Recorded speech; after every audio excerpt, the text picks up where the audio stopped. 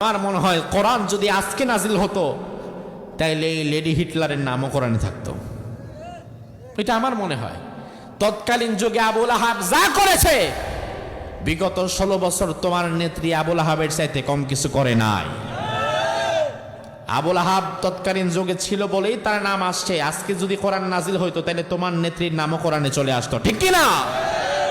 আবুল আহাবকে আল্লাহ তাআলা ক্ষমা করতে চান নাই, তার কারণ আবুল আহাব নিজে ক্ষমা প্রার্থী ছিলেন না।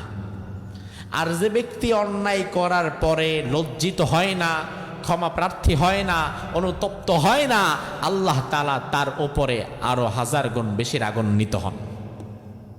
কথা কি বোঝেন? ভুল আপনি করেছেন, ভুল আমি করেছি, ভুল উনিও করেছে। ভুল করার পরে আমরা আবার আল্লাহর কাছে ফিরে আসলাম, নিজের ভুল বুঝতে পেরে অনুতপ্ত হলাম, লজ্জিত হলাম, আল্লাহর দরবারে হাজিরা